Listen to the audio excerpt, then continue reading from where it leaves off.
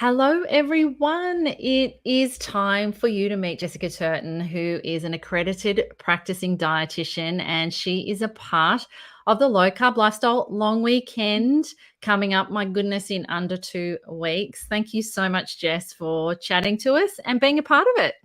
That's okay. Thank you for having me. I love being a part of your summits. Oh, I love you being a part of your summits. You bring such obviously such a wealth of knowledge and wisdom and information to help people really navigate obviously the nutrition side of things. Before we get into your actual summit talk, can you just share with everyone a little bit about, I'm asking everybody, what was it that got you into the low carb space? Because I think that's such an interesting question to find out. Yeah. I think it really started when I was in uni, like in my first year of uni. I did a exercise and science undergrad, and we learned about fuel utilization with reference to exercise. And we learned about insulin and its role in fat burning. And it was kind of like the first time I kind of saw the body work in this different way, because prior to that, for me at least, it was all about calories. And so I kind of learned, hey, the body doesn't just burn calories, it burns energy. And there's different types of energy that the body can burn depending on what you eat and also what exercise you do as well. And so it was pretty much from there where I dove into the literature because I had this new lens and I was like, wow, I've never heard about this before. And I sort of dove into the literature and also like YouTubes and podcasts and things like that, and really just soaked in everything low carb. And I applied it to myself and I had amazing benefits, mainly mental health benefits, to be honest. And it's just a lifestyle now. And I'm obviously doing my PhD in low carb diet. So I've really made a thing of it. But it really started off, just how does the body work? And I sort of took it from there. Awesome. So when you finished your dietetics degree, so did you have this understanding then when you stepped out, and have you kind of practiced, by giving this option from the start, or was it a slow progression in for you? Yeah, before I even started my dietetics degree, I was already well aware of low carb. And they don't even teach it to you in the dietetics degree. So this was my bachelor degree where I learned about it. And so, I kind of brought it with me throughout the dietetics degree. We had an opportunity to do our own research project, and I focused mine on low carb diets for type 1 diabetes. And so I kind of brought it into the curriculum, even though it kind of wasn't really there. And then, as soon as I became a practicing dietitian, I started offering it as an option to my patients, mainly for patients with type 2 diabetes, patients wanting to lose weight. And I guess over the years, it's definitely evolved, not only the way I kind of like prescribe low carb diets and recommend low carb diets, but I guess the priorities for my patients have changed just the more I learn about nutrition and health. It's something I've been doing from the get-go.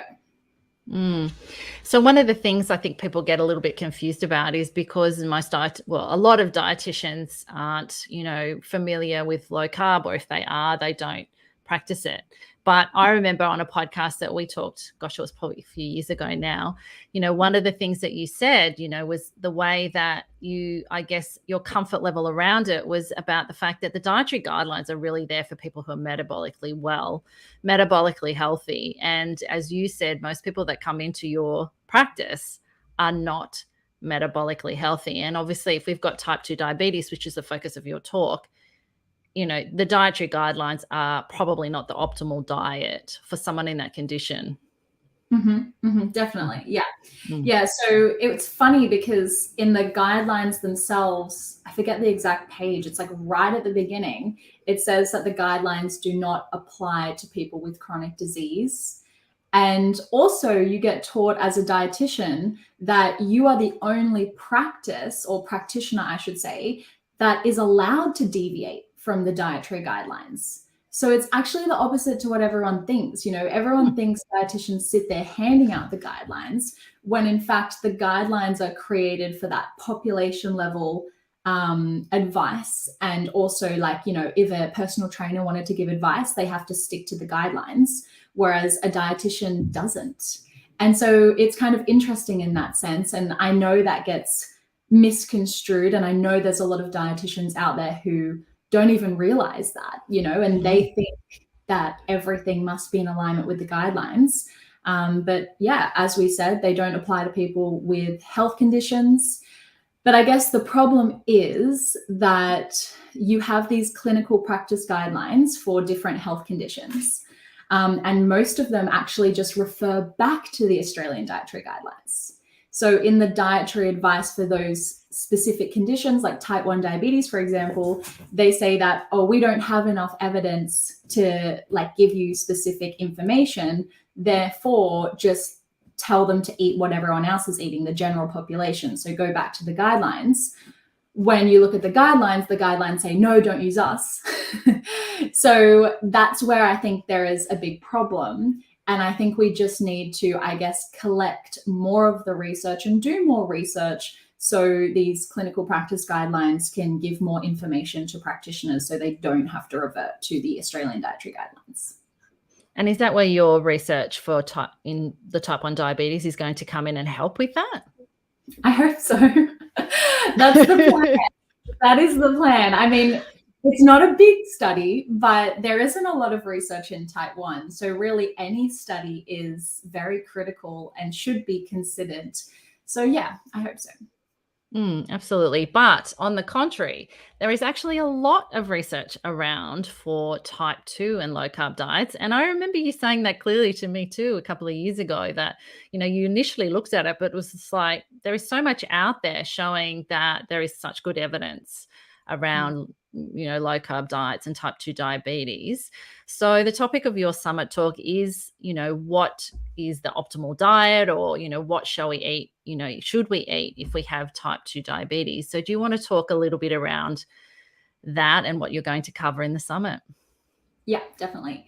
Yeah. So again, it's interesting because, you know, if you get diagnosed with type 2 diabetes and you go to a GP or like a standard dietitian, most likely you're going to get told that type 2 diabetes is a chronic progressive disease. It's just kind of like this slow decline to really poor health, essentially. And you're also going to just get told the same old standard advice, you know, eat less, exercise more, cut out fat, particularly saturated fat.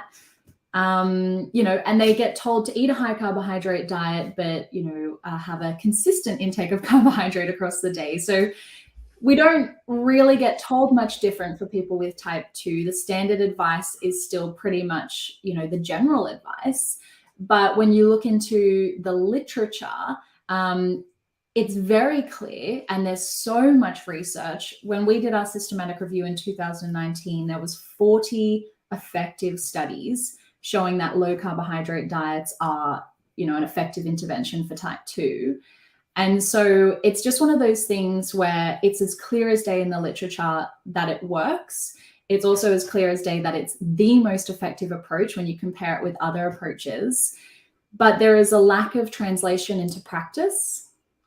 So that's kind of where like these sorts of summits come into play, because we're teaching practitioners, but also the public that, hey, this is actually a legitimate option. And we're trying to kind of accelerate it into practice because we've been stuck with these, I guess, I don't want to say ineffective, but not very effective guidelines. I can say it. Go for it. Yeah, so we've been stuck with this advice, which a lot of us can see isn't working. And if the average person really thought about it, they could see that it isn't working too. And there's a lot of us who are like, hey, we need to make changes quickly. And so, yeah, it's not about getting new evidence for type 2 or trying to figure things out for type 2. We know that low carb is the way to go. We just now have to, I guess, like educate more practitioners about it, but also educate practitioners in how to deliver the low carb intervention, because I think that's why there is like a barrier to pushing it into practice, is because a lot of practitioners don't know much about it. Absolutely. So what will you go through in your talk? Is it what is that more aimed at practitioners, or is it aimed at the everyday person saying, okay, I've got this now, how can I manage it with diet? Kind of both. Both, yeah. Yeah, I mean, I always make my talks simple enough that everyone can understand them because I think that's important. My job is basically breaking down complex information and putting it into simple, practical terms. And, we teach patients, even, 70, 80-year-old patients, how to interpret their own blood tests. And most of their healthcare practitioners have given up on them because they think, oh, it's too confusing, it's too complex. But when you actually break things down and you go back to logic, you go back to basics, I think everyone can understand, whether you're a practitioner or a layperson. So that's kind of how I like to do all my talks and everything like that. So yeah, it's definitely for everyone. But I do go through sort of some examples of what diabetes actually looks like in terms of glucose data. So I do give that information in my talk because I think that's not something people actually get to see. And I talk about some of the science with low carb and type 2. I talk about the history of the diets as well. And I also give a case study showing an example of one of my patients who reversed their diabetes. Brilliant. It sounds like a fascinating talk. And I think, as you say, educating people is so, so important. I know it's so empowering to be able to understand your own blood tests and be able to go armed with the information. So yeah, fantastic. I'm really, really looking forward to your talk, and yeah, can't thank you enough for the work you do. I think, Jess, it's just, it seems so easy, I think, for the outside looking into what you do because you've been doing it for so long. But I know there are so many watching, and it's just planting the seeds and giving them the courage to say, hey, it is an option, and there are all those barriers that you think are in the way. You can overcome them, and you can learn, and you absolutely can learn how to help your patient, really succeed with low carb. Yeah, absolutely. And I think one thing that a lot of people can get stuck with is they just overcomplicate it too much. And so I think these kind of events are good in a lot of ways, just to remind people to bring it back to basics. Because like this information online can be a really good thing. It can be a really bad thing.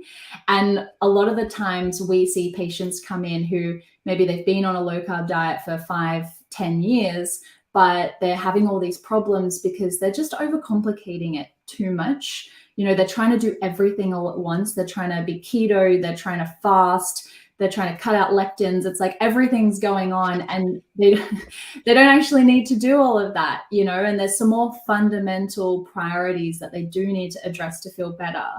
So yeah, thank you for having this event, and I'm hoping people learn a lot from it. Yeah, absolutely. But before you go, Jess, share where you are, where people can find you, and about Ellipse Health. And yeah, I mean, it's a team of how many dietitians now? Oh gosh. 5 or 6? 5 or 6? We recently started a new clinic. Well, it hasn't actually opened yet, but we're about to open a new clinic in Bowral. So we've just brought on another dietitian, Natasha, and we have Kieran, we have Megan, we have Tom, and myself. And yeah, we all practice from Ellipse Health, but we also partner with other clinics as well.